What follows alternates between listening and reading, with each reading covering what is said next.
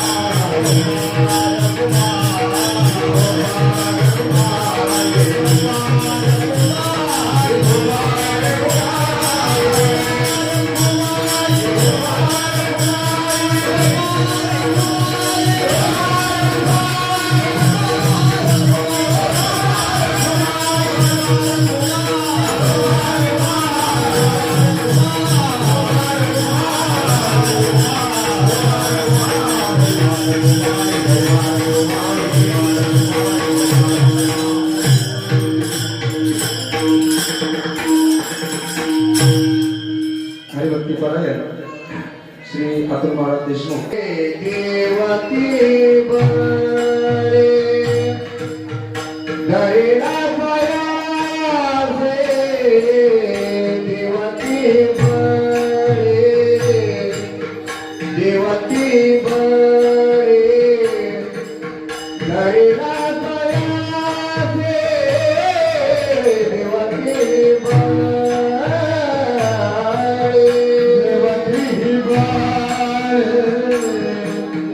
देवती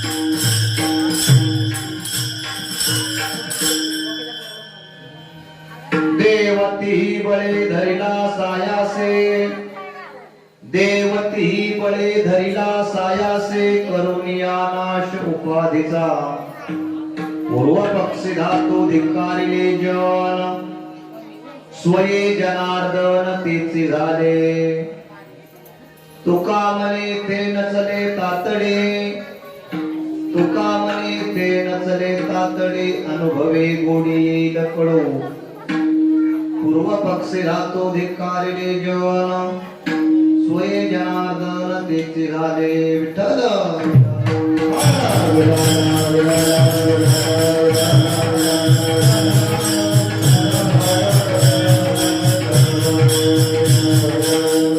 गजाननं भूतगणादिसेवितं कपित्थजम्बुफलचारुभक्षणं, उमासुतं शोकविनाशकारकं नमामि विघ्नेश्वरपादपङ्कजम्. शुक्लां ब्रह्मविचारसार परमामाद्यां जगद्व्यापिनीं, विना पुस्तकधारिणीं अभयदां जान्त्यान्धकारापहां, हस्ते स्फाटिकमालिकां विदधतीं पद्मासने संस्थितां, वन्दे तां परमेश्वरीं भगवतीं बुद्धिप्रदां शारदां, समचरणसरोजं सान्द्रनीलाम्बुदाभं, जगन्नीतपाणिं मण्डनं मण्डनानां, तरुणतुलसीमाला कन्धरं कञ्जनेत्रं, सदय धवलहासं विठ्ठलं चिन्तयामि. पाण्डुरङ्गा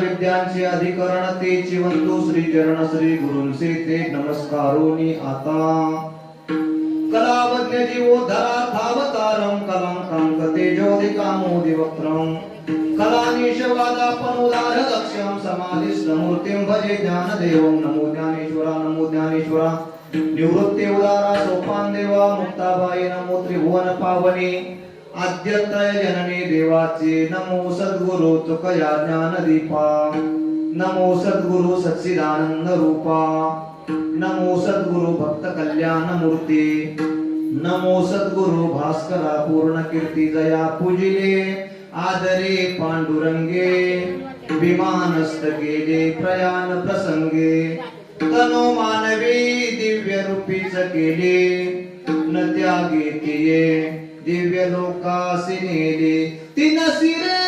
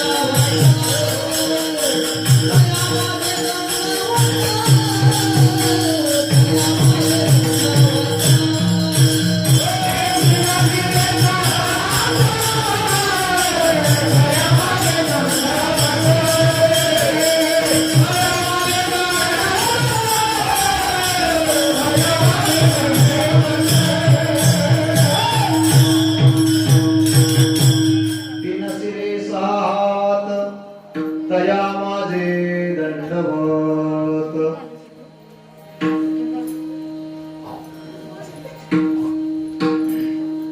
देवती पळे धरिला सायासे करुणिया नाश उपाधीचा पूर्व पक्षी धातो धिक्कारिले जन स्वये जनार्दन तेची झाले प्रस्तुत प्राप्त प्रसंगी प्राप्त स्थळी कीर्तन रूपी सेवी करता घेतलेले अभंग देऊचे सुप्रसिद्ध साधू जगत गुरु तुकोबाराय त्यांचा उत्कृष्ट असा त्या 3 चरणाचा अभंग असून या अभंगाच्या माध्यमातून जगत गुरु तुकोबाराय संत महात्म्यांनी आपल्या जीवनामध्ये काय घडलं आणि त्या धरण्याचा त्यांच्या जीवनामध्ये काय परिपाक झाला याचं उत्तर या अभंगामध्ये देतात. विठ्ठला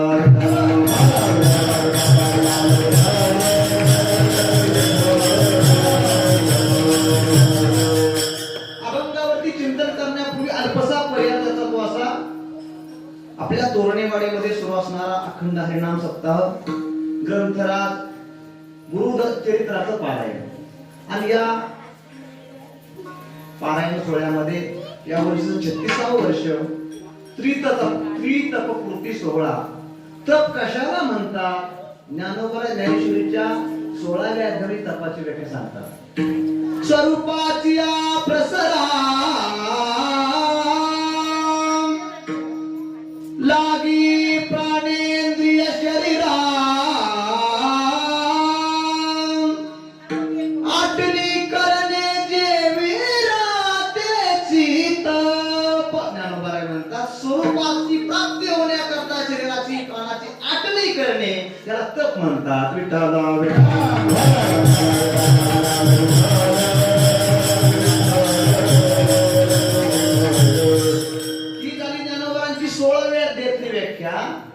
तपाची व्याख्या ज्ञानोबा 18व्या अध्यायात करताना म्हणतात सटवीची राती नवी संबिजी देवी वाती ईश्वर चित निर्णयवाने चित्तेची तप. ज्ञानोबा म्हणतात भगवान परमात्म्याच्या प्राप्तीचा निर्णय चित्तामध्ये सतत राहिली. कशाप्रमाणे ज्ञानोबा म्हणतात सटवीची रात. सटवी माहितीये तुम्हाला? सटवी माहितीये? भेटली होती कधी? जर महिला मंडळाचं भांडण जर चालू सटवी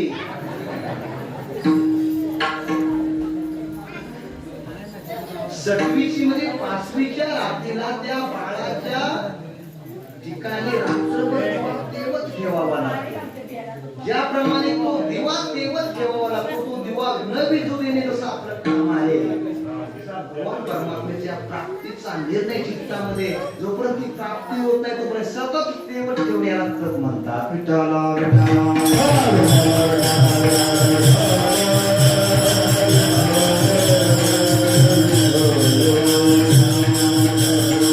ही झाली ज्ञानोबांची दुसरी तपाची व्याख्या. ज्ञानोबांची तपाची तिसरी व्याख्या आहे का? देह जीवाचे मिळणी जो उदय जत सुये पाणी तो विवेक अंत करणे जाग विजे तया नामत. ज्ञानोबा म्हणतात देह वेगळा आणि आत्मा वेगळा. आत्मा वेगळा आणि शरीर वेगळं हा निर्णय याला पटलेला आहे. तो निर्णय शरीर पडेपर्यंत त्याचा सांभाळ करण्याला तप म्हणतात. विठाला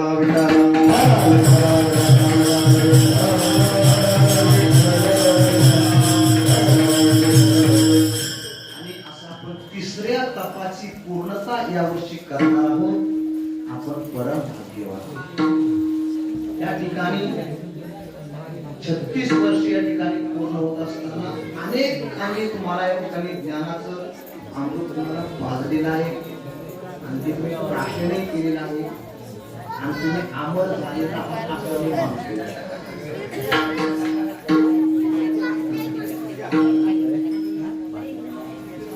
मला एकाने प्रश्न विचारला बरं त्याला विचारलं खरं काय आणि भ्रम काय हे तू सांगू शकतोस का? तो म्हणला मला सर सांगेल. सांग वर खरं म्हणजे काय? तू उभा राहिला म्हणला मला तुम्ही सांगताय ते सर्व खरं आहे. पण भ्रम काय आहे म्हणला ते दुसऱ्याला तुला तुम्हीच सांगतो म्हणलं. भ्रम तो आहे तुम्ही सांगताय हे आम्हाला पटतंय असं तुम्हाला वाटतंय हा भ्रम आहे.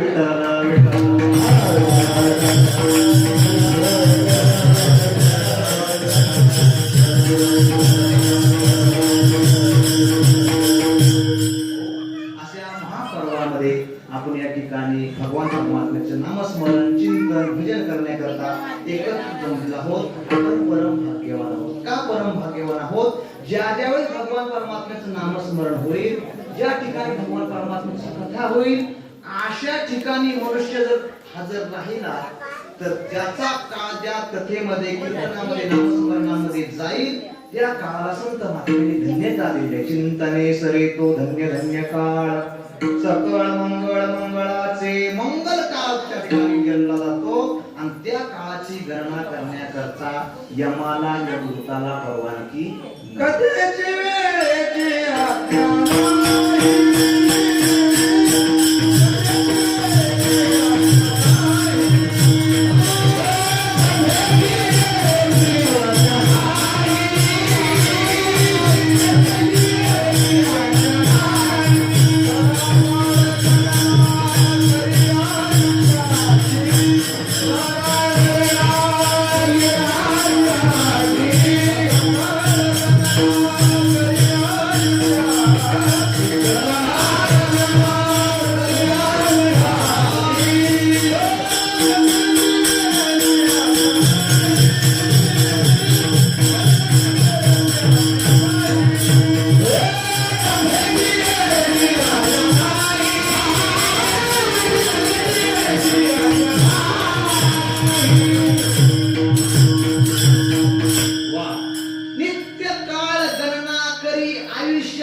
कथेची वेळेची आज्ञा नाही.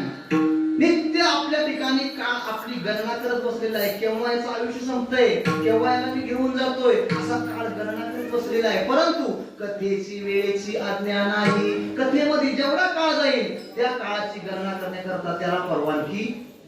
म्हणून कथेमध्ये येऊन बसावं. का कथेमध्ये बसावं? कारण साक्षात भगवान परमात्मा कथेमध्ये उभा असतो.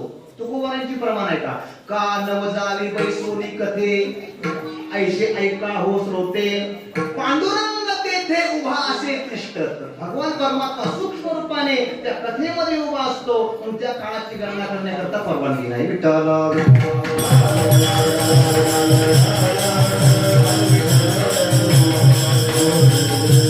आपण सकाळपासून संध्याकाळपर्यंत जेवढे जेवढं काय कर्म करत असतो तेवढ्याचं प्रत्येकाचं प्रत्येक क्षणाचं चित्रीकरण करण्याकरता एक देवता नेमलेली आहे. सकाळी आपण उठल्यापासून संध्याकाळी झोपेपर्यंत झोपल्यानंतर सुद्धा आपले क्षण जे आपले व्यतीत होतात त्या प्रत्येक क्षणाची चित्रीकरण करण्याकरता एक देवता नेमलेली आहे. त्याला चित्रगुप्त म्हणतात. काय म्हणतात? चित्रगुप्त. ज्ञानोबा 10व्या अध्यायामध्ये सांगतात जगाची शुभाशुभे लिहिती प्राण्याच्या माणसाचा झाडा घेती मग केली होती भोग नियम जे. ज्ञानोबा म्हणतात प्रत्येकाच्या माणसाने जे कर्म केलं जातं, मनाने कर्म केलं जातं, शरीराने कर्म केलं जातं, वाचेने कर्म केलं जातं, ते सर्व कर्माची गणना चित्रगुप्त आपले चित्रीकरण करून प्रत्येकाची डायरी तयार केली जाते. तुम्ही कधी बघितली? बघायचंय का तुम्हाला? आपण जायचं आणि पुढल्या वर्षी मी काल्याला येणार तुमचे पुढल्या वर्षी. मग तुम्ही जर माझी तारीख पुढल्या वर्षी जर सप्ताहामध्ये टाकली तर मी कुठे गेलो असणार आता? हा, वैकुंठाला. पुढं काय लिहा?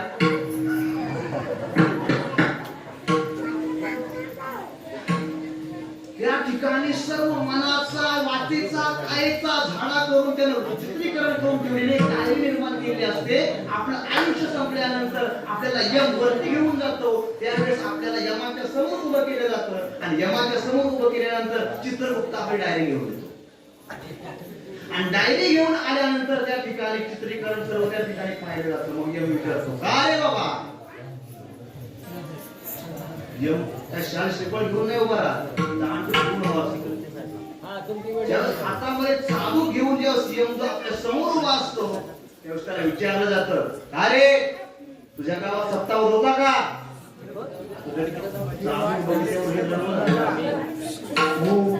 होतो त्या सत्तामध्ये तू जात होतास का? का नव्हता जात? सत्ता भाजपचा होता, मी काँग्रेसमध्ये होतो.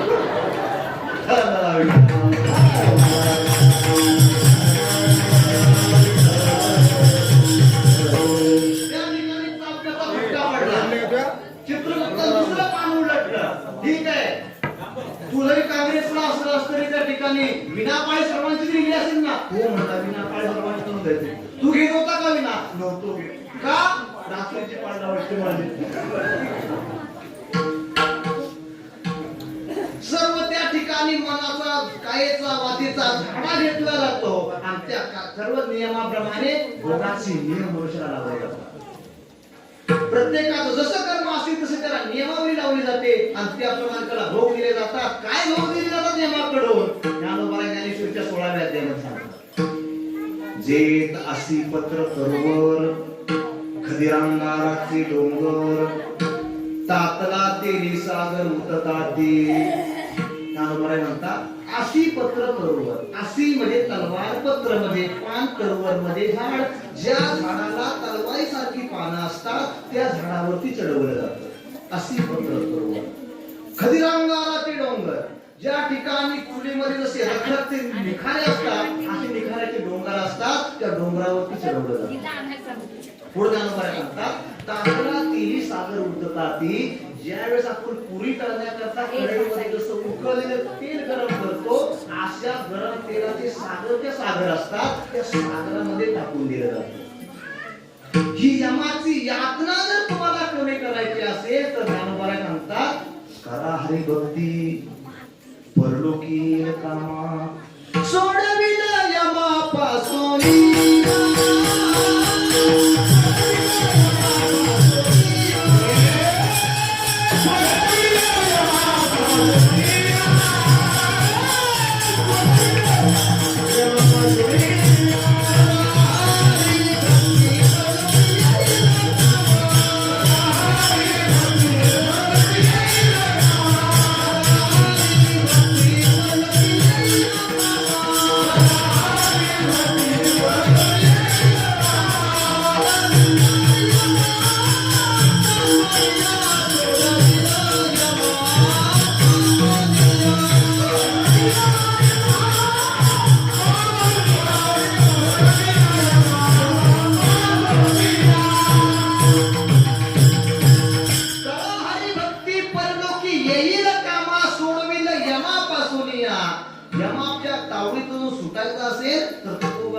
आम्हाला भक्ती केल्याशिवाय पर्याय नाही. जर जीवनामध्ये आपण पापच करत गेलो तर तुकोबाला नाथ महाराज म्हणतात तुम्ही त्या यमाला काय उत्तर देणार आहात. नाथ महाराज म्हणतात पातकी करिता पुढे आहे कुसता काय उत्तर देता होशील तू अनेक यातना यम करवील कोण सोडवील तेथे तुझला. किंवा तुकोबाला म्हणतात यमाचे यमदंड वैसतील माथा ते तेव्हा तुझं सोडविता कोण आहे. जर त्या यमाच्या यमदंडातून फटक्यातून सुटायचं असेल तर एकच सुरू शकते ती म्हणजे भक्ती.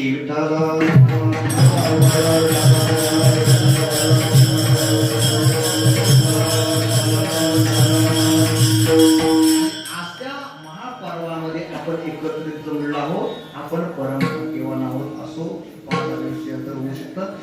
तुकोबा या ठिकाणी अभंगामध्ये संतांनी जीवनामध्ये काय धरलं आणि जे धरलं त्याचा त्यांच्या जीवनामध्ये काय परिणाम झाला, काय त्याचं फळ त्यांना प्राप्त झालं, त्याचं उत्तर जगद्गुरु तुकोबा या अभंगात देतात. जगातील प्रत्येक माणूस कोणत्याही जातीचा असो, कोणत्याही धर्माचा असो, कोणत्याही वर्णाचा असो, कोणत्याही क्षेत्राचा असो, कोणत्याही संप्रदायाचा असो, प्रत्येकाच्या जीवनामध्ये धरपकड मला दिसते. प्रत्येक जण धरपकड करत आहे. मग तो लहान असो, तरुण असो किंवा म्हातारा असो, प्रत्येकाच्या जीवनामध्ये धरपकड सुरू आहे. प्रत्येक जण आपल्याला काहीतरी मिळावं, काहीतरी आपण पकडावं ही त्याची धारणा झालेली आहे आणि त्याच्याकरता तो आयुष्याचा प्रत्येक क्षण ना क्षण त्या ठिकाणी व्यतीत करत आहे. कशा करता आपल्याला काहीतरी प्राप्त झालं पाहिजे, मिळालं पाहिजे, आपण कोणतीतरी वस्तू धरली पाहिजे, याच्याकरता तो रात्रंदिवस त्या ठिकाणी आपल्या आयुष्याचा वेच करत आहे. परंतु जीवाने जे धरलेलं आहे त्या जीवाने धरलेल्या गोष्टीपैकी पाठीमागे त्याचं कल्याण झालं नाही, आताही कल्याण नाही आणि इथून पुढेही कल्याण होणार नाही.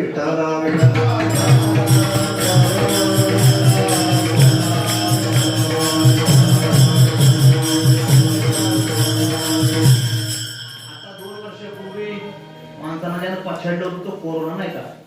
त्या कोरोनामध्ये जी निर्व्यसनी होती ती गप होती तो, पण जी ही होतीत ना त्यांचं लय वाटोळ झालं. धडपडली जसा मासा पाण्यातून बाहेर काढतात त्यांना धडपडतो. एक जण असं पिऊन नाल्यात पडलं होतं. नाल्यात पडलेलं असताना त्याला उचलून नाल्यातून बाहेर काढला. बाहेर काढल्यानंतर जे पडलं होतं ना ते जे बाहेर काढले त्याला कसं म्हणतोय, खूप तुझे उपकार झाले, तुझे धन्यवाद कसे मानावे. तो म्हणता धन्यवाद मला तुला कुठे भेटली ते सांग मला.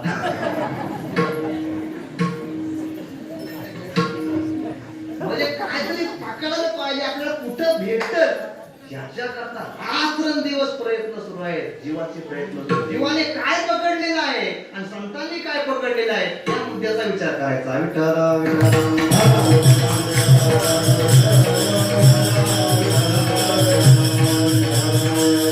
जीवाने जीवनामध्ये 3 गोष्टी पकडलेल्या आहेत आणि संत महात्म्याने जीवनामध्ये 3 गोष्टी पकडलेल्या आहेत. जीवाने जीवनामध्ये 3 गोष्टी कोणत्या पकडलेल्या आहेत. सुरुवातीची गोष्ट मनुष्याने ताठा धरलेला आहे. दुसरी गोष्ट मनुष्याने वासना धरलेली आहे आणि तिसरी गोष्ट मनुष्याने नको तो संग धरलेला आहे.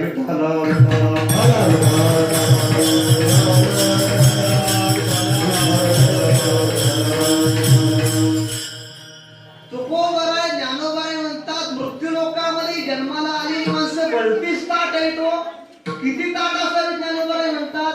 ज्ञानोबाराय म्हणतात ती माणसं खांबासारखी ताट आहे. खांब कधी वागतो का.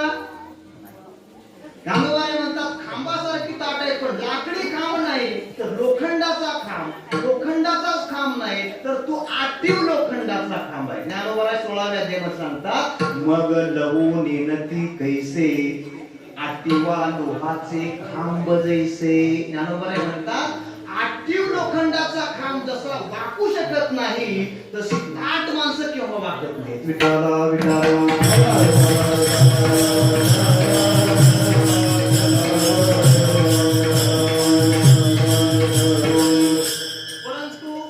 लोखंड सुद्धा वाकवता येऊ शकत. लोखंडाची पार वाकवायचा कोण म्हणजे शाहरुख खान, अफजल खान. काय करायचा, लोखंडाची ती पार काय करायचा तो वाकवायचा आणि काय करायचा, आपल्या बेटी काय आणून ठेवायचा. आता कुठला तुकडा भेटतोय, मी कुठं ठेवतोय, तो विळा तयार करणार घरी येतोय, इकडे वाट बघतात. आता ती तार पार वाकवून म्हणजे लोखंड सुद्धा वाकू शकतं हे ज्ञानोबारायांच्या ध्यानामध्ये आलं. ज्ञानोबारायांनी दुसरं उदाहरण दिलं आहे. ज्ञानोबारायांनी लाटण्याचं उदाहरण दिलं. लाटणं माहिती आहे का, आपण दररोज खातो बघा, लाटण्या खालचं खातो, चपाती खातो. लाटणं कसं असतं, दोन्ही साईडला निमुळतं असतं आणि ज्या ठिकाणी वाकलं पाहिजे त्या ठिकाणी कसं असतं, झाड असतं. ज्ञानोबाराय म्हणतात, जो लाटणे ऐसा न लवे, पाथरू देवी न द्रवे, गुनियासे नागवे फोडसे जैसे. ज्ञानोबाराय 13व्या अध्यायात म्हणतात, जो लाटण्याप्रमाणे वाकतच नाही इतकी माणसं ताठ असतात. तुकोबाराय म्हणतात, ज्याला वाचायचं आहे ना, तो वाचल्याशिवाय तो वाचू शकत नाही, ताट असेल तो केव्हा वाचू शकत नाही. महापूर आलेला आहे. कोणता पूर, आपल्याकडे तो कधी येत, त्या वर्षी तो ऊन येतं ना. महापुरामध्ये आपल्या कोह्याच्या काठाला, वाळ्याच्या काठाला जी ताट झाडे असतात ना, ती एक सुद्धा राहत नाही का, ती वाकत. परंतु त्याच वढ्यामध्ये एक वनस्पती निर्माण झालेली असते, त्याला काय म्हणतात, लव्हाळ. पाणी आल्यानंतर ते असं वाटतं खाली, आणि ते झाड जरी उन्मळून गेली तरी लव्हाळ मात्र काय होऊ शकत. गोवाला सांगतात, महापुरे झाडे जाती तेथे लव्हाळे वाचती. लव्हाळे का वाचतात, म्हणून या जीवनामध्ये, मनुष्याच्या जीवनामध्ये मनुष्य इतका ताट आहे की तो केव्हा सुद्धा वाकू शकत नाही. मग कशाचा मनुष्याने ताठा धरलेला आहे, मनुष्याने धनाचा ताठा धरलेला आहे, मनुष्याने मानाचा ताठा धरलेला आहे, मनुष्याने ज्ञानाचा ताठा धरलेला आहे. विठाला विठाला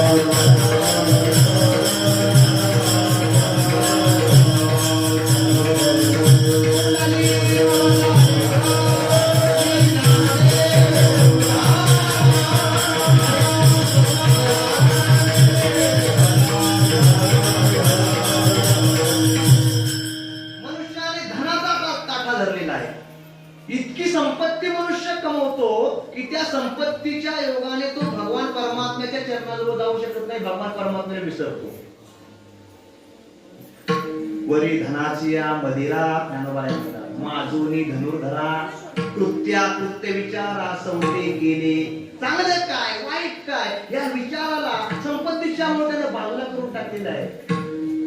सद्विवेक काय अविवेक काय याचा काही प्रकार, पाप काय पुण्य काय याची काही घेण्यात आहे. फक्त काय पाहिजे, पैसा मानो परमेश्वर. कारण त्याला माहिती तुकोबारायांचा त्या घाटा बापलेला असेल होते, धनवंता लागी त्याचप्रमाणे त्याने 108 पारायण केलेले असतात. त्याच्या पुढे त्याची बुद्धी चालत नाही. संपत्ती कमवण्यामध्ये आणि ती संपत्ती प्राप्त झाल्यानंतर तो म्हणतो, मी भूमीचा राहू, आधी सर्व सुखासी ठावो, इंद्रई वावो माते पावनी. इंद्र सुद्धा माझ्यापेक्षा कमी आहे. कशामुळे, संपत्तीमुळे. हे तर इंद्राचं जाऊ द्या, संपत्तीचा मालक कोण आहे, संपत्ती कुबेर. देह हे काळाचे, धन कुबेराचे, येथे मनुष्याचे काय आहे, असा संपत्तीचा मालक कुबेर. परंतु संपत्तीवान जो ताट झालेला आहे तो काय म्हणतो, त्याचे तत्वज्ञान आहे का, कुबेर आखिला होय परी तो नेणे माझी सोय. ज्ञानोबाराय सांगतात, कुबेर जरी पैसावान असेल पण तुम्ही जो पैसा कमवलेला आहे त्या पैशाच्या पुढे कुबेर सुद्धा खाली आहे. विठ्ठल विठ्ठल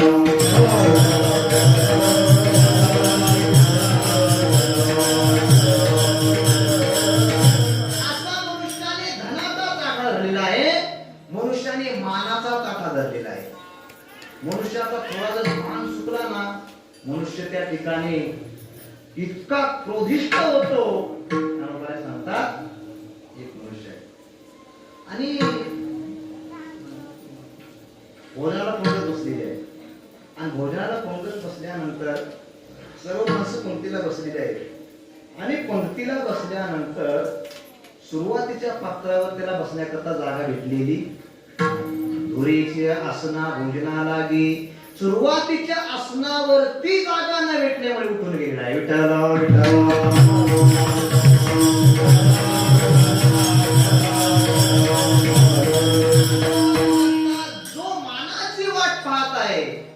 संभावनेची जो मानाची वाट पाहे सत्कारे होय तो सुदया तो अज्ञान देशीचा राहो ज्ञानोबराय म्हणतात जो मानाची वाट पाहतो धनाच्या मानाने उन्मत्त होतो ज्ञानोबराय म्हणतात तो अज्ञानाचा पुतळा आहे ज्ञानोबराय म्हणतात तो बांधून असे डोळा वित्ताशे ते तो जाण निखळा अज्ञानाचा पुतळा तो बांधून असे डोळा वित्तासे ते अज्ञानाच्या वर्गामध्ये ज्ञानोबाने फिरून दिलेला आहे त्याला धनाचा ताठा आहे तो मानाचा ताठा आहे आणि तिसरा ताठा आहे ज्ञानाचा ताठा आहे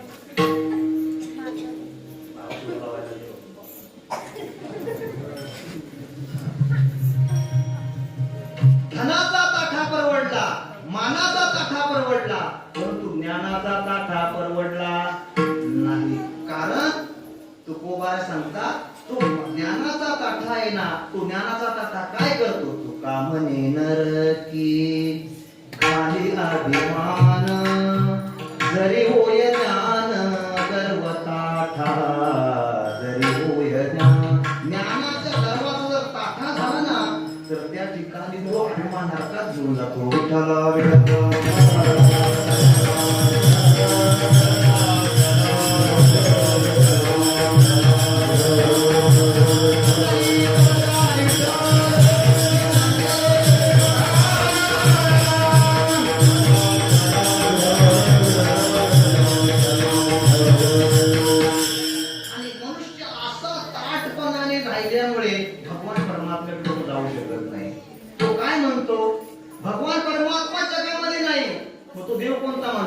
देह तुझी देव या शरीराला तो देव मानतो मग देव शरीर म्हणल्यानंतर त्याला भक्ती करावं लागेल का नाही देवाची भक्ती भोजन ते भक्ती आपण भरपूर कच्चून खाणे हे काय आहे काय आहे देव म्हणल्यानंतर कच्चून खाणे काय आहे भक्ती देह तोची देव भोजन ते भक्ती आणि भक्ती केल्यानंतर मुक्ती प्राप्त होते मरण ते मुक्ती पाखांद्याची जन्माला आलेला प्रत्येक गोष्ट देवावर प्रेम करण्यापेक्षा शरीरावरती प्रेम करतो बरोबर का नाही परंतु शरीरावर जर मनुष्याने प्रेम केलं ते शरीर शेवटपर्यंत टिकत जाऊ प्रेम तुम्हाला उदाहरण तुमचं नाव काय पण त्या एवढी म्हणतात काय म्हणतात डॉक्टर नाही करत ते परंतु त्याचं नाव काय आहे आता तुमचा 5 वर्षाचा फोटो तुम्ही ह्या हातात घ्या किती वर्षाचा 5 वर्षाचे तुम्ही असताना जर तुम्ही कुठे ठेवलेला फोटो असेल ना तर तुम्ही कोणत्या हातात घेणार डाव्या हातात घ्या आणि आत्ताचा एखादा शिल्पी काढा आणि तो उजव्या हातात घ्या कोणत्या हातात घेणार उजव्या हातात आणि लहानपणाचा फोटो आणि असा फोटो घेऊन तुम्ही आरशासमोर या आरशासमोर आल्यानंतर एकदा लहानपणीचा फोटो बघायचा आणि एकदा आता तुमचा फोटो बघायचा आणि तुम्ही आरशात बघायचं काही न करता तुम्हाला एक गाणं आठवल्याशिवाय राहणार नाही काय होतास तू काय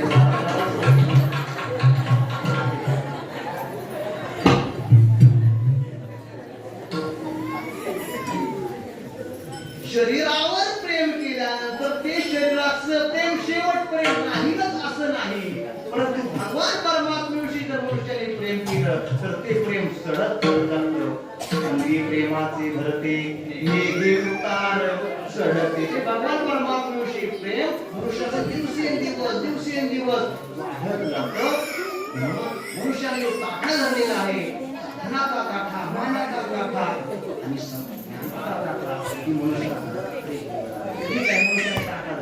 दुसरं काय मनुष्याने धरलेलं आहे दुसऱ्या मनुष्याने वासना धरलेली आहे वासनेच्या पाठीमागे जे जे लागलेले आहेत ना एकाचही चांगलं झालेलं नाही ना तुम्हाला हरिपाठामध्ये सांगतात जन्म घेणे लागे वासनेच्या संगीत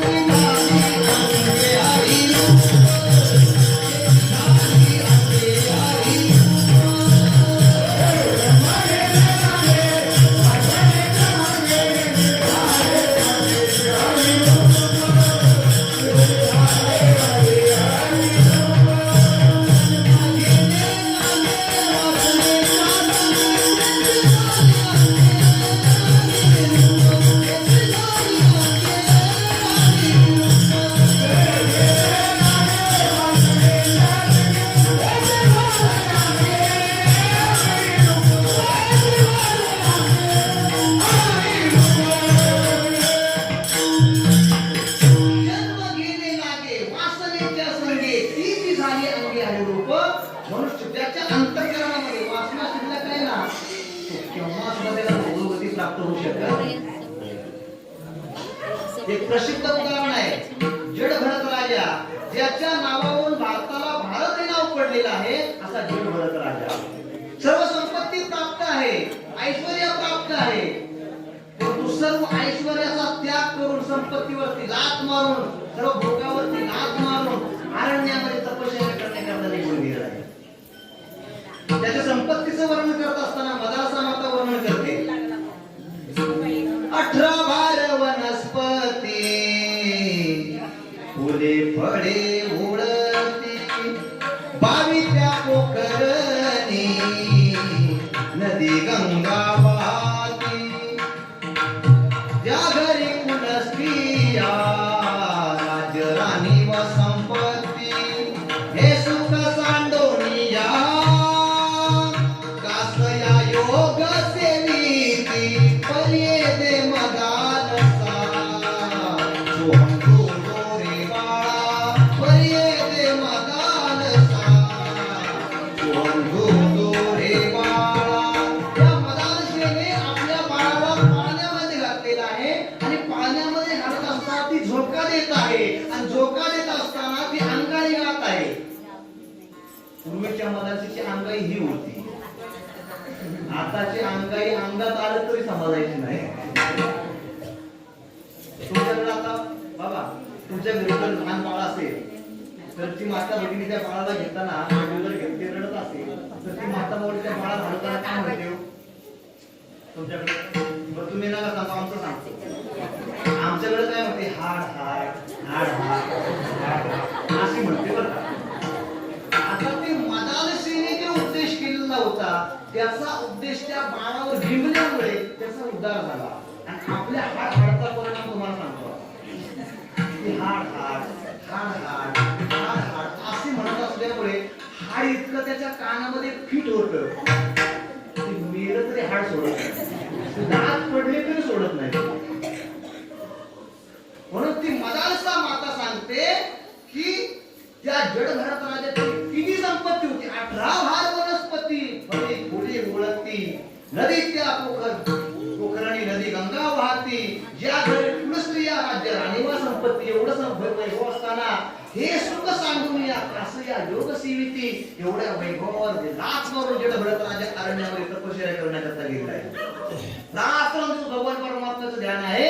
आणि अशा वेळेस ज्या सरोवराच्या काठावरती तपश्चर्या करत असताना एक हरिण पाणी पिण्याकरता त्या ठिकाणी आलेला आहे. आणि पाणी पिण्याकरता हरिण आल्याबरोबर हरिण गर्भवती आहे, हरणाच्या पोटामध्ये गर्भ आहे. आणि तो गर्भ असताना अचानक वाघाची डरकाळी त्या हरणाच्या कानावरती पडलेली आहे. आणि वाघाची डरकाळी त्या ठिकाणी पडल्याबरोबर हरिण घाबरलेला आहे. आणि आता हरणाला वाटतं आपला आता प्राण गेल्याशिवाय राहणार नाही. आणि अशा वेळेस हरणाने जी उडी मारलेली आहे, त्या उडी मारण्यामध्ये हरण गेलेलं आहे पळून, पण पोटातला गर्भ पाण्यामध्ये पडलेला.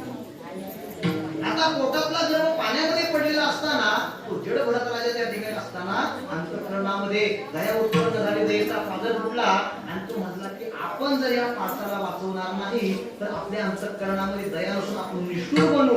म्हणून त्या ठिकाणी ते पाडच बाहेर काढलेला आहे आणि आपल्या आश्रमामध्ये घेऊन गेले. जो जड भरत राजा सर्व संघाचा परित्याग करून त्या ठिकाणी रात्रंदिवस भगवान परमात्म्याचे ध्यान करणारा जड भरत राजा, परंतु हरणाचं पाडच आपल्या आश्रमामध्ये आणल्यानंतर सकाळी हरणाचं ध्यान, दुपारी हरणाचं ध्यान, रात्री हरणाचं ध्यान, रात्रंदिवस हरणाचं चिंतन करत असताना एक दिवस आयुष्यातला शेवटचा दिवस आला आणि शेवटच्या श्वासाला हरणाची आठवण झाली. 3 गर्भ हरणाची घ्यावं लागले. विठ्ठल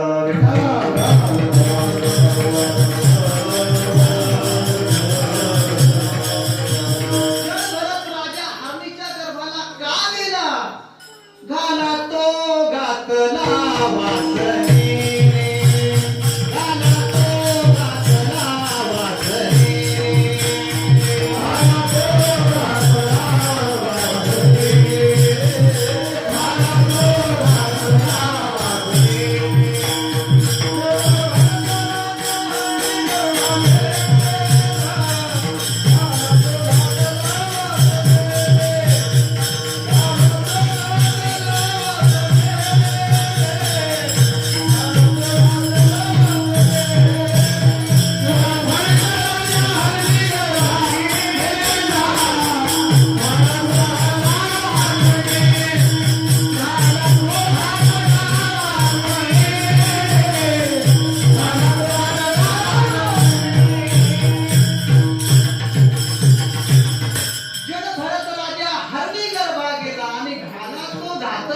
वासनेने घाला जर जड भरत राजाला घातला असेल, सर्वसंग परित्याग करून जाणाऱ्याला जर वासनेने घाला घातला असेल, तर आपलं काहीच नाही, आपण अंगणवाडीत पण नाही वाजवलं.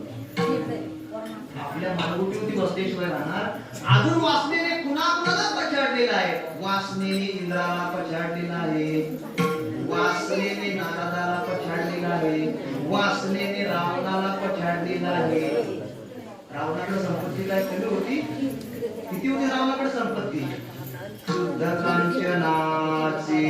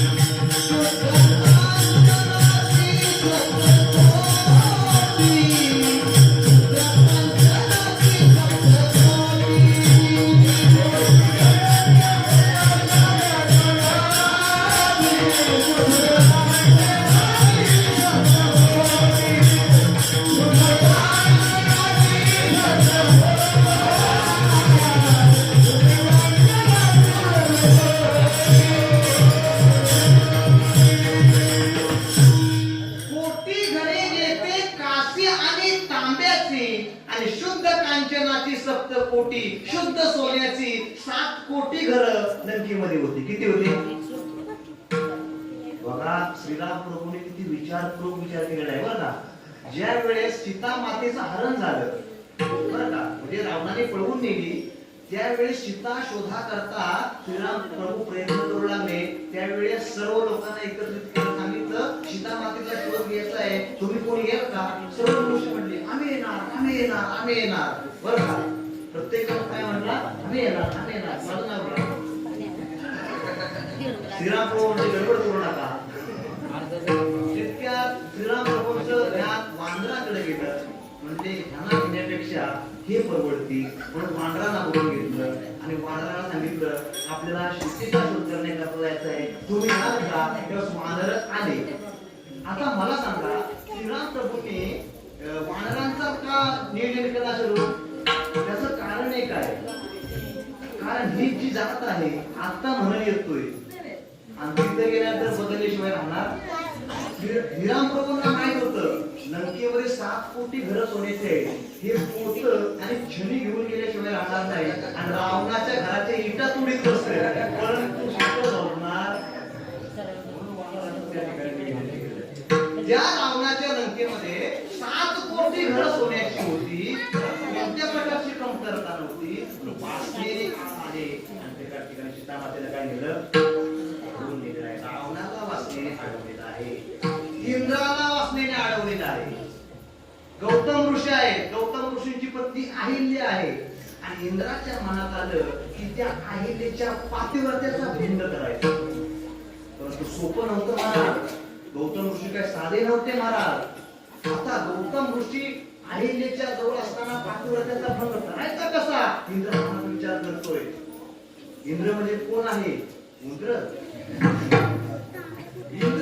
स्वर्गाचा राजा इंद्र आहे. तो विचार करतोय की अहिल्याच्या पातिव्रत्याचा भंग करायचा आहे, पण कसा करायचा आहे? इंद्र त्या ठिकाणी नियोजन करण्याचा सुरुवात केली. त्यामध्ये चंद्राला फोन लावला. हॅलो चंद्रमामा. चंद्रमामा नाही बरं का, चंद्राला बोलून घेतलेला आहे आणि चंद्राला सांगितलं की तू कोंबडा व्हायचं. काय सांगितलं? तुमच्या गावात कोंबडा आहे का? आहे का? चंद्राला सांगितलं तू कोंबडा व्हायचं आणि रात्रीच्या वेळेस तू वाघ द्यायचं, म्हणजे ओरडायचं. तू एकदा ओरडला की गौतम ऋषींना वाटेल की पहाट झालेली आहे आणि पहाट झाली असं गौतम ऋषींचा निश्चय झाल्याबरोबर गौतम ऋषी गंगेच्या स्नानाकरता निघून जातील आणि गौतम ऋषी एकदा निघून गेले की आपण अहिल्याचा पातिव्रत्याचा काय करायचा? चंद्र कोंबडा झालेला आहे आणि अर्ध्या रात्रीला आरोळी त्या कोंबड्याने दिलेली आहे. गौतम ऋषी झटकन उठलेले आहेत. पहाट झाली असल्याचा पहाट झालेला आहे. सरळ त्या ठिकाणी गंगेच्या स्नानाला आहे. इंद्र त्या ठिकाणी आला, गौतम ऋषींचा वेश घेऊन आला आणि त्या हरिणीच्या महालामध्ये शिरला आणि त्या ठिकाणी पातिव्रत्याचा भंग केलेला आहे. त्या कुणी? इंद्राने पातिव्रत्याचा भंग केल्याबरोबर गौतम ऋषी स्नानाला गेल्याबरोबर त्यांच्या ध्यानामध्ये आलं की अजून काय झालेलं नाही. ज्या ती पाठ झालेली नाही त्यात हे कुणीतरी कारस्थान केलेलं. चटकन गौतम ऋषी पाठीमागे फिरले आणि पाठीमागे फिरल्यानंतर आपल्या कुटीजवळ आल्याबरोबर त्या दृश्य दिसलेलं आहे की आपल्याच वेश घेऊन कोणतरी आलेलं आहे आणि त्या ठिकाणी शाप दिला. गौतम ऋषीने अंतर्ज्ञानाने ओळखलं की इंद्रच गौतम ऋषी माझं वेश घेऊन या ठिकाणी आलेला आहे आणि तिचा शाप दिला. इंद्रा पडली भग. चंद्र जो कोंबडा झाला होता त्या चंद्राला शाप दिला. चंद्र झाला काळा. चंद्र काळा आहे का? चंद्राला डाग आहे आणि इंद्राला भग पडलेली आहे. कशामुळे? वासनेमुळे. विठाल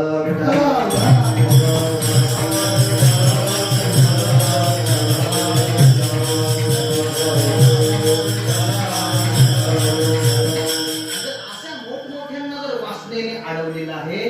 आपली काय कथा? दर्याने खस्त. इथं उंटाच्या पाठीवर पाणी जातंय, तिथं शेळी म्हणते माझं कान भिजतील का? तर बाजूला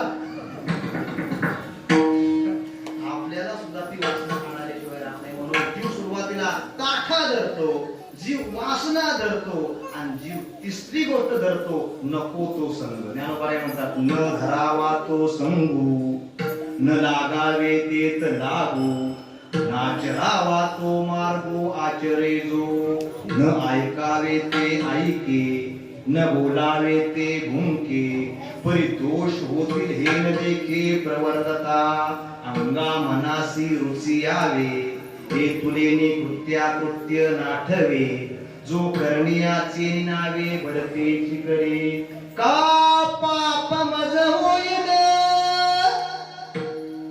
का नरक यातना येईल, हे काहीच पुढील देखे ना जो. ज्ञानोबा म्हणतात जे केल्यापासून मला पाप होईल का मला नरक यातना भोगणं करता येईल, त्या ठिकाणी कोणत्या प्रकारचा विचार करत नको तो संग मनुष्याने धारण केलेला आहे.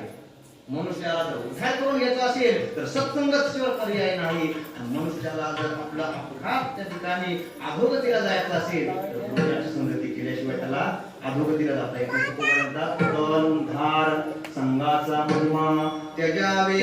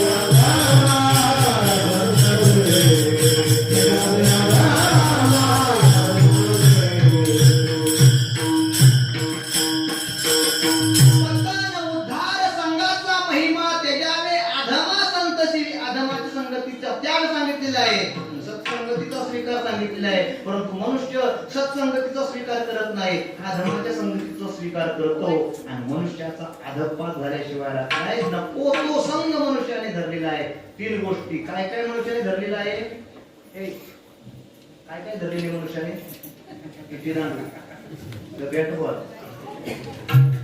मनुष्याने या तिन्ही गोष्टी धरलेल्या आहेत. त्या तिन्हींचा परिणाम मनुष्याला नरकात घालण्याचा आहे. मनुष्याने त्या तीनच गोष्टी धरलेल्या अनेक प्रकारच्या अजून गोष्टी आहेत, पण सर्वांचा अंतर्भाव तिन्हीमध्ये केलेला आहे. मनुष्याने मत्सर धरलेला आहे, मनुष्याने द्वेष धरलेला आहे, मनुष्याने काम क्रोध लोभ हे विकार धरलेले आहेत. अनेक प्रकारच्या मनुष्याने गोष्टी स्वीकार केलेल्या आहेत आणि त्या स्वीकाराने मनुष्याचा उद्धार केव्हाही होत नाही. मनुष्य गेल्यानंतर त्याने कुठं जातो?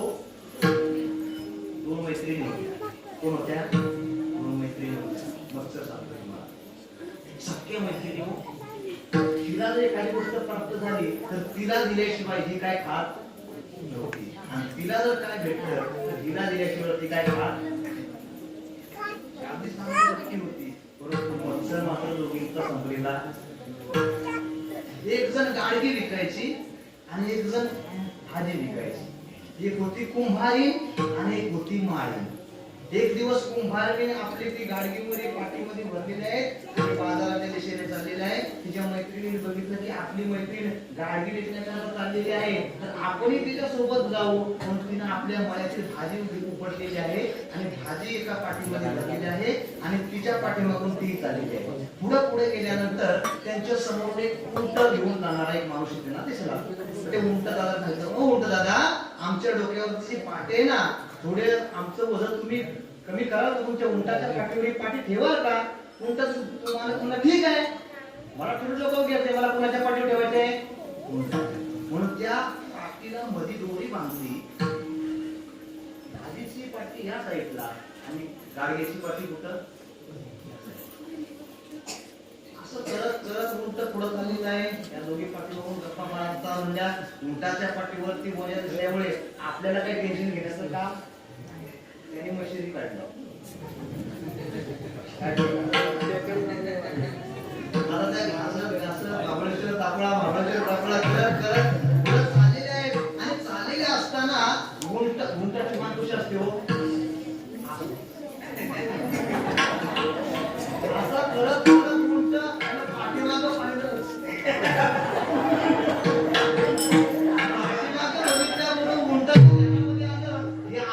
बाप्पाला काय भेटलं नाही पण माझ्या पाठीवर कुणीतरी ठेवलं हिरवं हिरवं म्हणला. नाव मान केली आहे आणि 2 पेंड्या त्या भाजीच्या ओढल्या. आता 2 पेंड्या भाजीच्या ओढल्यानंतर जी भाजीची पाठी होती ना तिचं काय ध्यान नाही, परंतु जिचं गाडग्याच्या पाठीवर कुंभारी तिची मशिरी संपली म्हणून त्या शिवाय म्हणजे उंट भाजी खाते तिकडं आपल्या काही बाप्पाचं जाते म्हणजे तिचे खाते. उंटाने 2 पेंड्या संपल्याबरोबर उंटाच्या तोंडाला जास्तच पाणी सुटायला लागलं. उंटाने परत 4-5 पेंड्या ओढल्या. कोण पाहतंय? कुंभारी पाहते, तरी सुद्धा मैत्रिणीला सांगायला तयार नाही. परंतु त्याचा परिणाम असा झाला, आता भाजीची पाटी रिकामी झाल्याबरोबर ती काय झाली, वर झाली आणि कुठं पडली? आनंद महाराजांच्या पुढे रस्त्यात पडली. सर्व वाटूला झालं. विठ्ठल विठ्ठल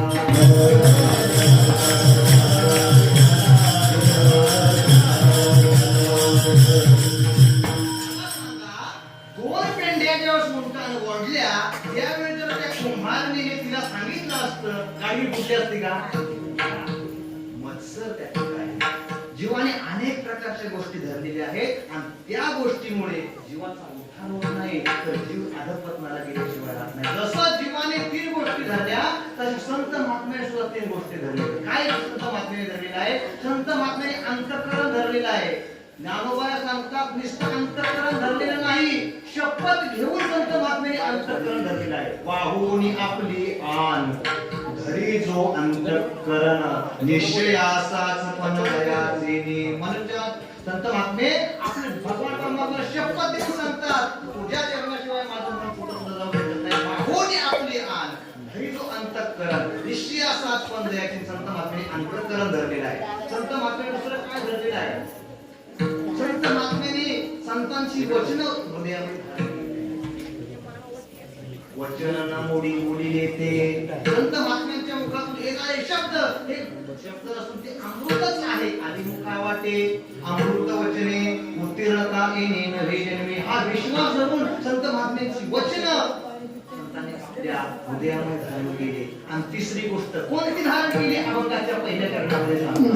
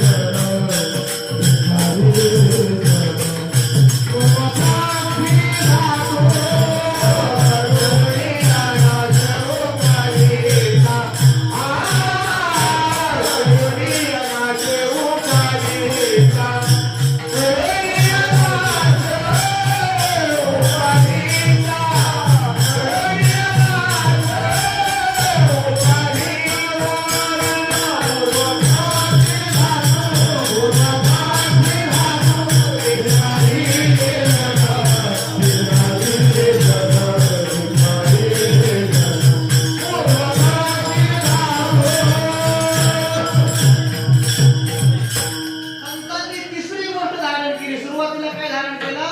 संत महात्म्यांनी सुरुवातीची गोष्ट कोणती सांगितली तुम्हाला?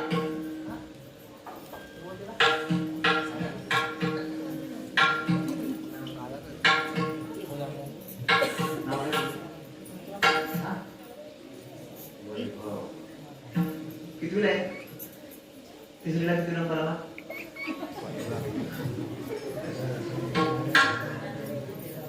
त्याची ज्ञानोबाची पाठ आहे. पूज्यता डोळाने खाली सोकीर्ती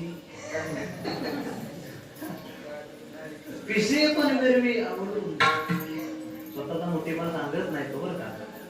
मुलं खूप हुशार असतात. तो शाळेमध्ये वर्ग भरलेला आहे आणि शिक्षकांनी विचारलं की आपल्या शाळेमध्ये असा नियम आहे की एक दिवस मुलगा गैरहजर राहिला की किती फी भरायची?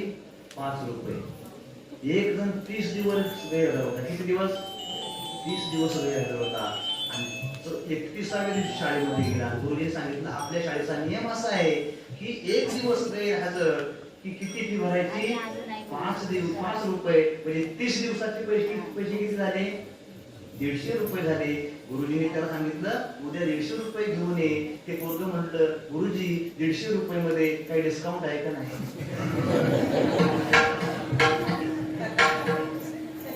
काही कपड्याच्या दुकानात गेले वेळ. बरं ठीक आहे गुरुजी 150 रुपये आता उद्या खानावंच लागतील आणि 150 रुपये आणले बरं का. परत 5 दिवस गैरहजर राहिले. परत 5 दिवस गैरहजर राहिल्यानंतर गुरुजींनी सांगितलं आता तुला परीक्षेला बसता येणार नाही. तो म्हणला ठीक आहे तू उद्या पेपर देतो. घ्या मला. मुलं खूप हुशार असतात. संत महात्म्याने सुरुवातीला काय धरलं? सुरुवातीला संत महात्म्याने अंतःकरण धरलं, संतांची वचनं धरली आणि तिसऱ्यांदा संत महात्म्याने काय धरला? देव. पण देव धरलेला असताना तुकोबाराय म्हणतात तो देव कसा धरला? देवती ही बळे धरिला सायासे बळाने धरला भगवान परमात्मा. देवाला बळाने धरता येतं का? भगवान कोण कोण असतो? बळ कुणाकडे असतं? आता तुमच्या घरामध्ये बरं का निक्काली 501 निक्काली झाली पाहिजे. कुणाकडे बळ असतं? पैलवानाकडे बळ असतं. जर बळाने भगवान परमात्मा जर धरता आला असता तर पैलवानाने देव स्वतः आपलासा केला असता. पैलवानाचा देव आपला सांगतो का? मग तुकोबारांचा बळाने देव धरला मग त्या पैलवानाला का प्राप्त होत नाही? कारण भगवान परमात्मा सुद्धा बलवान आहे. किती बलवान आहे भगवान परमात्मा? त्याच्या नाव अनेक प्रकारचे मर्डर येतात. सुरुवातीची मर्डर पुतणीची गेली. अजून कुणाकुणाच्या मर्डरी केल्या सांगू का तुम्हाला? दुसरी मर्डर कंसाची केली. पण ही मर्डर त्यानं मोठ्या झाला असताना केली नाही. नुघडता बाळपणाची फुली ज्ञानोबा 10व्या अध्यायामध्ये वर्णन करतात. मी या अदानवी सृष्टी केली करी गिरी धरवणी मारी महेंद्र महिमा काग बगरिठा मारिले बाळपणी अवघी दैत्य खानी बुडविली. बाळपणामध्येच राक्षसांचा निपात करून टाकला. मर्डरी लहानपणामध्ये येतात. मोठा झाल्यानंतर पण ऐकल का? इतका बलवान भगवान परमात्मा तुकोबाराय म्हणतात त्या संतांनी पकडला. कशाने पकडला? बळाने पकडला. बळ अनेक प्रकारचे आहे. प्रत्येकाजवळ मोठा असेल त्याच्याजवळ बळ आहे, भिकारी असेल त्याच्याजवळ बळ आहे, म्हातारा असेल त्याच्याजवळ बळ आहे, आणि बालक 5 दिवसाचा आहे त्याच्याकडे सुद्धा बळ आहे. प्रत्येकाला भगवान परमात्म्याने बळ देऊन ठेवलेलं आहे. आता तुला विचारतो बरं का, पाठीमागं जर्किन, पिवळं जर्किन. हा, पिवळंच आहे ना? हा? माझं बळ बघ. अहो, एकाने काय केलं तुम्हाला सांगतो जाता. एकाने म्हैस आणली विकत, म्हैस. बरं का? आता म्हैस विकत आणल्यानंतर ती काय म्हैस दूधच देत नाही. का दूध देत नव्हती? कारण हिरव्या साऱ्याला जनावर दूध देते, वाळल्या साऱ्याला दूध देईल का? नाही देणार. मग त्याने काय केलं? गेला महाबळेश्वरला आणि हिरवा कागदा आणि म्हशीच्या डोळ्याला बांधला. म्हशीला वाटायचं हिरवच आहे बाबा. मस्त तांबेमध्ये नव्हती, बादली बदलून द्यायला कधी मला 2 बादल्या म्हणा की कुठं पिया मागतोय. आता तर पिवळा जर्किन मला तू, हा तुला विचारतो मी, तुझं ना काय विचारायचं तुला? पिवळा जर्किन आहे तुझं?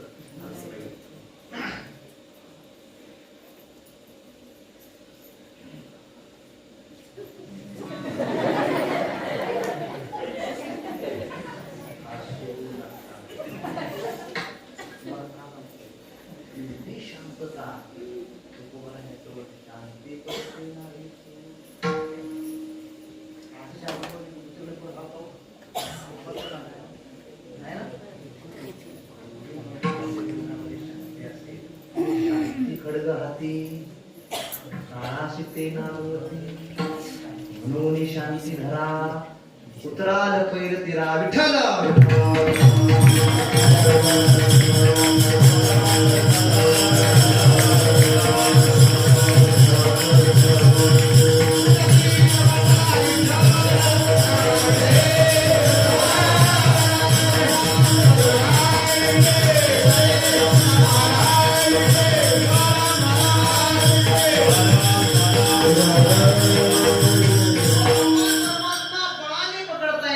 पैलवानाला देव सापडला असता, परंतु पैलवानाला सापडत नाही. तो भगवान परंतु बलवान आहे.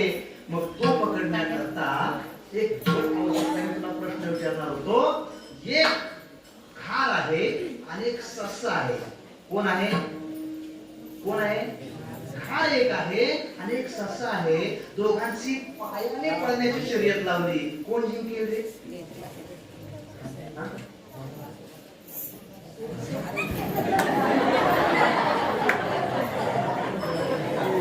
घारीला आणि सस्याला पायाने पळण्याची शर्यत लावली तर कोण जिंकेल?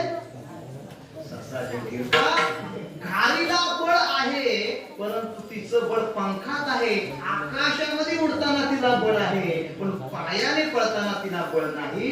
जर सशाला आकाशामध्ये बळ नाही, तो आकाशामध्ये झेप घेऊ शकत नाही. तो पायाने पळू शकतो कारण त्याच्या बळ कशात आहे? पक्ष्यांना बलमाकाशम, पक्ष्यांना आकाशामध्ये बळ आहे. मत्स्यानाम उदकम बलम, मास्याचं बळ पाण्यामध्ये आहे. दुर्बलस्य बलम राजा, दुर्बल लोकांचं राजा हे बळ आहे. आणि 5 दिवसाला जन्माला आलेलं बाळ त्याच्याकडे भगवान परमात्म्याने एक बळ देऊन ठेवलेलं आहे.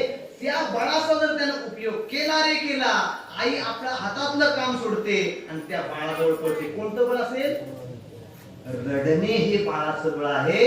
बालानाम रोदनम बलम, प्रत्येकाजवळ भगवान परमात्म्याने बळ दिलेलं आहे. मग प्रत्येकाजवळ जर बळ दिलेलं आहे मग त्या बळाने आपल्याला भगवान परमात्मा का पकडता येत नाही? त्या बळाने भगवान परमात्मा पकडता येत नाही. काहींकडे शरीराचं बळ आहे, काहींकडे बुद्धीचं बळ आहे, काहींकडे संपत्तीचं बळ आहे, काहींचं सत्तेचं बळ आहे. पण ही बळांचा वापर करून तो भगवान परमात्मा केव्हाही प्राप्त होत नाही. भगवान परमात्मा त्याच बळाने प्राप्त होतो. संत महात्मे सांगतात भाव बळे आकडे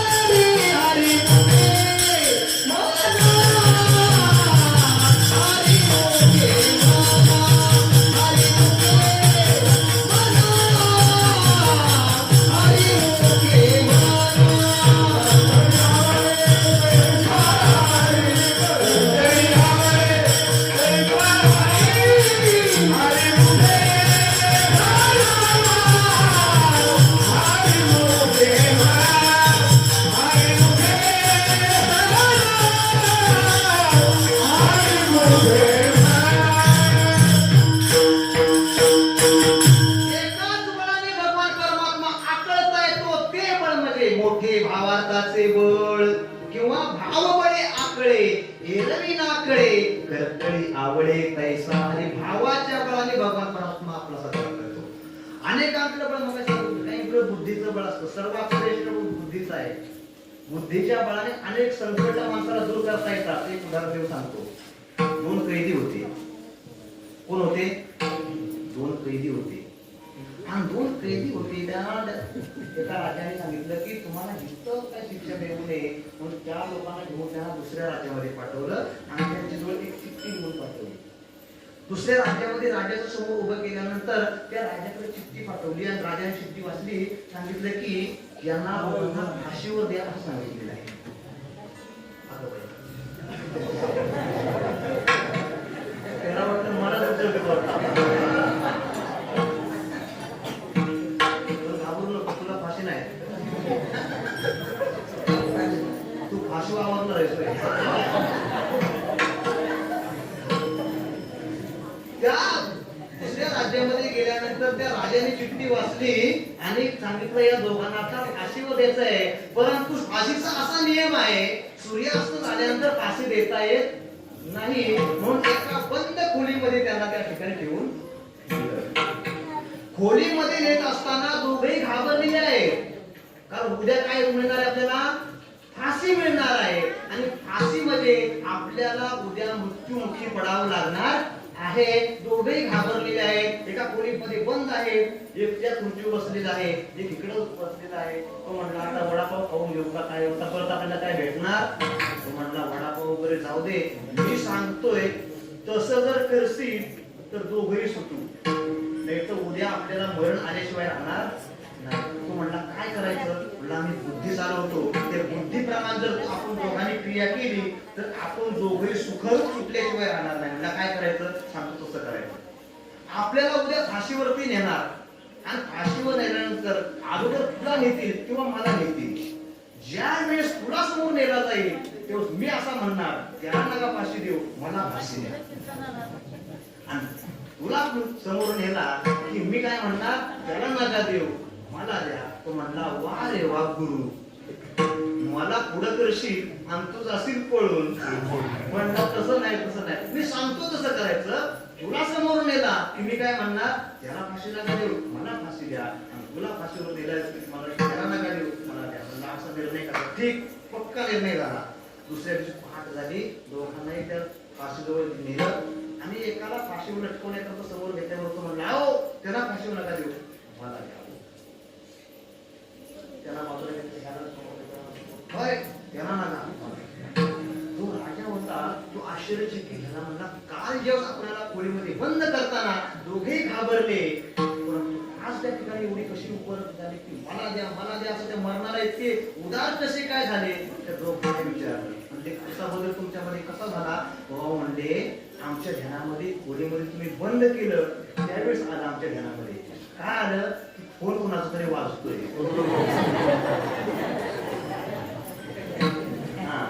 मग त्या ठिकाणी काय ध्यानामध्ये आलं? अहो म्हणले ज्यावेळेस आमच्या राज्यामध्ये आम्ही होतो त्यावेळेस आमच्या राज्यामध्ये एक ज्योतिषाला होता आणि ज्योतिषाने असं सांगितलं होतं या दोघांपैकी अगोदर फाशीवर जाईल तो पुढच्या जन्मात या राज्याचा राजा होणार आहे. राजा म्हणला त्या दोघांनाही नका, मलाच फाशीवर मला सांगा बुद्धी चालवल्यामुळं मरण काय झालं? बुद्धीचं बळ, पण ते बुद्धिबळापेक्षा श्रेष्ठ बळ आहे ते भावाचं बळ आहे. भगवान श्रीकृष्ण परमात्मा, यशोदा आणि वसुदेव यांचं जर बाळ कशामुळे झालं असेल तर फक्त भावाचं बळ. मोठे भावार्थाचे बळ, देव झाला त्यांचे बाळ. भगवान परमात्मा त्यांच्या मांडीवर खेळतो काय, नाचतो काय, त्याच्याशी रडतो काय, हसतो काय, कशामुळे करत असेल? मोठे भावार्थाचे बळ. भावाच्या बळामुळे भगवान परमात्म्याला कुठे नेता येतो. प्रेम सूत्र दोरी नेतो तिकडे जातो हरी. भगवान परमात्मा भावाने त्या ठिकाणी आठवला जातो. त्या संत महात्म्यांनी तो भगवान परमात्मा भावाने आपला असा केला. देवती बळे धरीला सायासे. तो भगवान परमात्मा प्राप्त करून घेण्याकरता सायास करावं लागतात, कष्ट करावं लागतात. जेवढे आपण प्रपंचामध्ये कष्ट करतो ना त्याच्या अनेक पटीने भगवान परमात्म्याला पकडण्याकरता कष्ट करावे लागतात. मग संत महात्मे भगवान परमात्म्याला पकडतात, कष्ट करतात. पकडला भगवान परमात्मा, कुणी पकडला का? पकडला ना. धरीला पंढरीचा चोर. भगवान परमात्म्याला पकडला, कुणी पकडला? जनाबाईने. कुठं पकडला? हृदय बंदी खाना केला, हात विठ्ठल कोंडीला. भगवान परमात्म्याला हृदय बंदी खाण्यामध्ये भगवान परमात्म्याला कोंडला. भगवान परमात्म्याला राहण्याची एकच जागा हृदयातून. त्या मंदिरामध्ये भगवान परमात्मा थांबतो, इतर तर कुठं थांबत नाही. ज्या वेळेस उदाहरण देऊन सांगतो मला, यशोदा माता भगवान परमात्म्याला अनेक प्रकारे संपवण्याचा प्रयत्न केला, परंतु भगवान परमात्मा काही प्रज्ञेचं थांबण्याकरता तयार नाही. भगवान परमात्मा रडत आहे. रडत असताना यशोदा माता अनेक प्रकारचे प्रयत्न करते, परंतु भगवान परमात्मा थांबत नाही. तितक्यात राधा यशोदा मातेच्या दृष्टीस पडली. त्यावेळेस यशोदा माता राधेला सांगते. अनेक प्रकारचे नाना प्रकारचे प्रयत्न केले, परंतु भगवान परमात्माचा काय रडायला थांबत.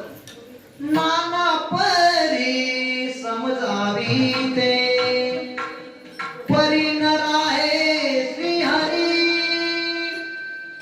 दही भात कालवणी दिलावे की झडकरी. कडेवरी घेऊन या फिरले मी दारोदारी. राधे राधे राधे राधे गे श्याम सुंदरा. राधे गे श्याम सुंदरा. अनेक प्रकारचे प्रयत्न केले. राधे तू भगवंत बाळा माझ्याकडून रडण्याचं काही थांबत नाही. मग राधेने त्या भगवंताला उचलला. काय केला? उचलला आणि कुठं राधा गेली? रंग माझा वेगळा बघायला. मुलगी झाली हो बघायला. राधेने भगवान परमात्म्याला उचलला. राधा घेऊन हरीला त्वरे जात मंदिरी. राधा मंदिरामध्ये गेली. कोणत्या मंदिरामध्ये गेली? हृदय मंचकी पौडविला श्रीहरी. हृदय रूपी मंचकावरती भगवान परमात्म्याला झोपवलेला आहे. एका जनार्दनी हरिला भोगी राधा सुंदरी. राधे राधे राधे राधे गेली श्याम सुंदरा. तो भगवान परमात्मा आकळला जातो, भावाने सायासाने आकळला जातो. आणि संत महात्म्याने आपल्या हृदयामध्ये काय केला? त्याला धरून ठेवला. देवती ही बळे धरीला सायासे करुणिया नाश उपाधीचा. मग संत महात्म्याने कोणत्या उपाधीचा नाश केला हो? भगवान ब्रह्मदेवाने उत्पत्तीची उपाधी स्वीकारली म्हणून त्याला ब्रह्मदेव नाव प्राप्त झालेलं आहे. भगवान विष्णूने पालनाची उपाधी स्वीकार केली, त्याला विष्णू हे नाव प्राप्त झालेलं आहे. त्या ब्रह्माने संहाराची उपाधी स्वीकारली, त्याला शंकर हे नाव प्राप्त झालेलं आहे. आणि त्याच ब्रह्माने जगाच्या कल्याणाकरता दया उपाधीचा स्वीकार केला. तेच ब्रह्म जगामध्ये संत रूपाने अवतरण झालेला आहे. दया उपाधीचा त्याग केला, शांती उपाधीचा त्याग केला, रिद्धी सिद्धीच्या उपाधीचा त्याग केला, सर्व उपाधीचा त्याग करत देहाचा त्याग सुद्धा केला. देह ही उपाधी आहे, या उपाधीचाही संत महात्म्याने त्याग केला. आणि तो भगवान परमात्मा त्यांनी भगवान परमात्मा भावाच्या बळाने काय केला? सायासाने धरला. देवती ही बळे धरीला सायासे करून या नाश उपाधीचा. परंतु देव धरत असताना पूर्व त्या ठिकाणी त्यांची कर्म आहे. पूर्व अवस्थेमध्ये त्यांनी काय केलेलं आहे? अभंगाच्या दुसऱ्या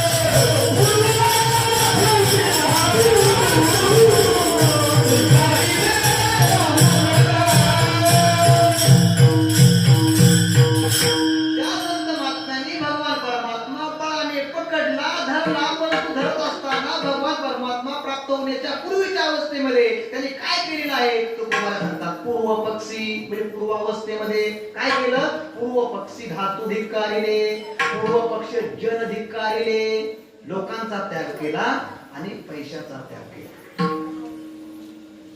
लोकांतामध्ये राहून लोकांच्या नादाला लागून भगवान परमात्म्याच्या प्राप्तीची साधना केव्हा सुद्धा होऊ शकत असं होईल का?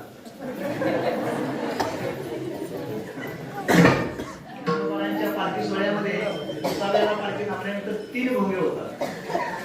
पहिल्या भोंग्याला सावध असा पहिला भोंगा झाला.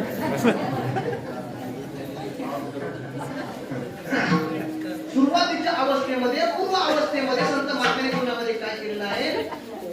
धनाचा त्याग केलेला आहे, पैशाचा त्याग केलेला आहे. कारण लोकांचा मध्ये लोकांच्या नादी लागून भगवान परमात्म्याच्या प्राप्तीची साधना केव्हा सुद्धा होऊ शकत नाही. तुम्ही काही करा, लोक नावच ठेवण्याची वेळ आली नाही.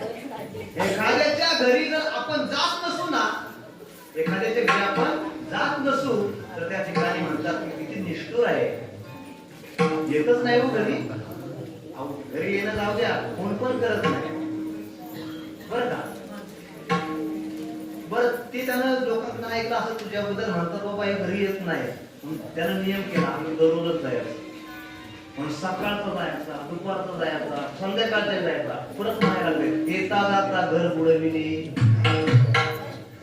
सुरुवातीला म्हणत होते घरी येत नाही, पण जाणं येणं सुरू केल्यानंतर काय म्हणजे आता येतं घर काय केलं, बुडवून टाकलं. एखादा जर लग्न करत नसला तर म्हणतात की नपुसक झाला, आणि एखादा जर लग्न करायला लागला म्हणतात की मातला. लग्न करू जाता म्हणती हा मातला, न करता झाला नपुसक. काही करा, लोक नावच ठेवणार आहेत. तुकोबाराय म्हणतात, तुका म्हणे आता सांगतो वचन तैजोनिया जर भक्ती करा. तुम्हाला जर भक्ती करायची असेल ना, लोकांच्या नादीला तुमची भक्ती तेव्हा सुद्धा होऊ शकत नाही. हे तुकोबारायांना पूर्व अवस्थेमध्ये कळलेलं होतं. पण जगद्गुरु तुकोबारायांनी सुरुवातीला लोकांचा त्याग केला. तुकोबाराय तुकोबारांचं एक अभंग आहे. धरुणी पाय त्यजिले जन, नलके मान मृत्यू काढ, कंठी नामामृत पान, नलके आन ऐसे झाले. धरुणी पाय त्यजिले जन, नलके मान मृत्यू काढ, कंठी नामामृत पान, नलके आन ऐसे झाले. भगवान परमात्म्याच्या नामापुढं, भगवान परमात्म्याच्या प्राप्तीच्या साधने पुढं सर्वांनी तुच्छ करून टाकलेला आहे. जनाचा त्याग केलेला आहे, वित्ताचा त्याग करून टाकलेला आहे. तुकोबारांचा एक अभंग आहे. त्याला साधूची भेट व्हावी अशी वाटत असेल ना, त्याच्या अंतःकरणामध्ये वित्ताचा त्याग पाहिजे. अर्थकाम चाळ नाही वित्ता, मानामार मोहना माया मिथ्या, वर्ते समाधानी जाणून निधता, साधू भेटी देती तया अवचिताओ. अशी अवस्था त्याला प्राप्त करून घेतलेली आहे. त्याला साधूची भेट होते आणि साधू त्याला देवाकडे घेऊन जातात. ही अवस्था प्राप्त होण्याकरता जगद्गुरु तुकोबारांना माहित होतं की आपण पित्ताच्या पाठीमागे लागलो, लोकांच्या पाठीमागे लागलो, की जो सायासाने धरणारा भगवान परमात्मा, बळाने पकडता येणारा भगवान परमात्मा आपल्या हातीचा दूर गेल्याशिवाय राहणार नाही. म्हणून जगद्गुरु पूर्व अवस्थेमध्ये पूर्व पक्षी धातो, धिक्कारिले जन आणि जनाचा त्याग, पित्ताचा त्याग केल्यामुळे काय झाले? स्वये जनार्दन त्याची झाले. जनार्दन नाम भगवान परमात्म्याच्या स्वरूपामध्ये प्राप्त झाले आणि स्वरूपाला प्राप्त झाल्यानंतर तुकोबाराय म्हणतात, आनंदाचे डोही, आनंद तरंग, आनंदाचे अंग, आनंदाचे आता कोठे झाले मन, तुझे चरणी भाग गेला, स्थिन गेला, अवघा झाला. आनंद अवस्था प्राप्त करून घेतली जगद्गुरु तुकोबारायांनी. परंतु ही अवस्था प्राप्त करून घेण्याकरता गडबड करून चालत नाही. ही अवस्था प्राप्त करून घेण्याकरता त्या ठिकाणी प्राप्त काळ यावा लागतो आणि तो प्राप्त काळ आल्यानंतर अनुभवाची गोडी तुम्हाला कळल्याशिवाय राहणार नाही. अनुभवाच्या शेवटी